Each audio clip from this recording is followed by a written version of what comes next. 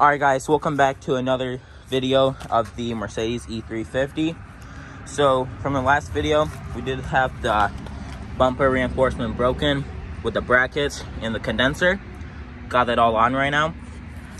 There was a bit of a problem with the frame, but we were able to fix it a little bit. It's not a major problem though. The bumper reinforcement is sitting on nicely.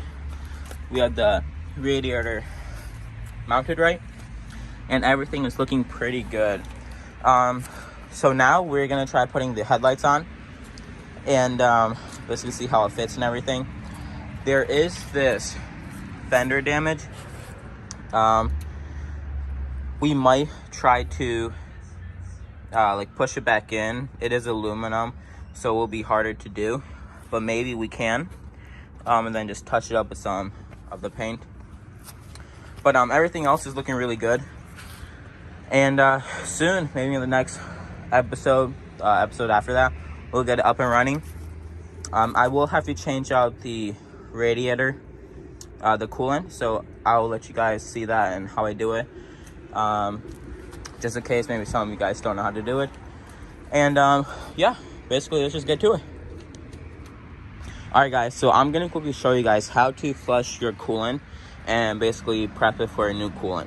So here's your reservoir. It is a pressurized one, so you will not see a coolant cap on your radiator.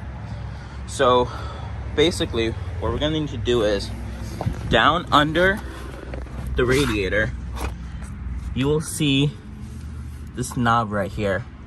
It's called a petcock, and basically you're gonna want to turn it until it opens up and it starts draining the coolant. It's basically just one turn and then it pops out and it will start draining. And after it drains, you're just gonna basically close it up. And after you do that, you are basically gonna open up your reservoir and fill it with distilled water. It takes about 1.5 gallons. So after we do that, let me just show you guys the inside. It is quite cold outside right now, so, but basically you'll just fill that up until it stops like going into the radiator and the engine.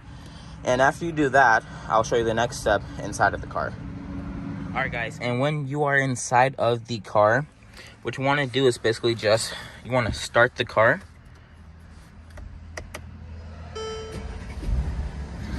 And you want to turn your heat on to max.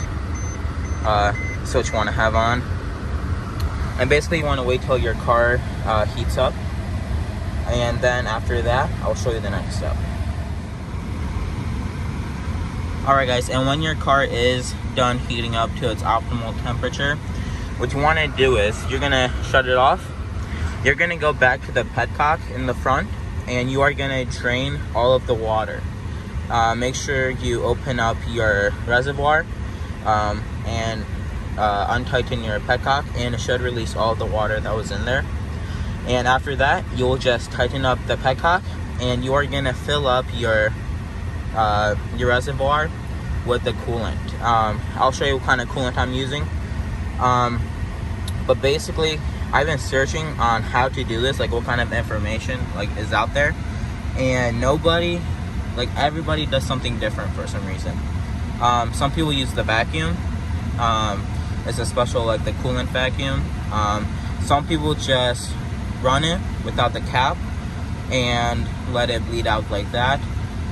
So I will probably be doing the second option because I do not have the vacuum. But I will run you guys through everything, and hopefully everything turns out good. So I'm gonna go ahead and release all the water and fill it up with the coolant. Alright guys, this is the coolant I'm going to be using. This is compatible with it. If you want to look, make sure if you guys are going to grab this one. This is already mixed. This is not a concentrate, so I'm just going to go ahead and pour it in. And I will be running the car with the cap open. And hopefully it burps everything out. And I'll run you guys through it. Alright guys, and when you have the coolant in there, basically you want to start up the car just like you do with the water. You're going to want to turn up your heat to the max. And what you can do is just rev the engine a little bit. Like, you could rev it up between 1 and 3,000 RPM. Just keep it at there. Basically let it warm up and let the coolant run through the whole system. And basically, that's basically it. You'll just let it run. But you'll have to let it run, and then you'll have to check on it. It will take some coolant, so you have to refill it up. You want to make sure you're keeping an eye on it so it's not empty. And basically, after you just keep doing that back and forth, it should bleed itself. And make sure you're running it with it open, so all the air bubbles come out of there. And basically, after you do that, you're basically done bleeding it. It is good to do a test drive, just to make sure it really gets in there. I cannot drive this car yet because it has been in a collision and I do not have the title yet for it. But in the meantime, I'm just changing all the fluids. So basically, yeah, that is how you're gonna bleed it. And I hope you guys enjoy the video.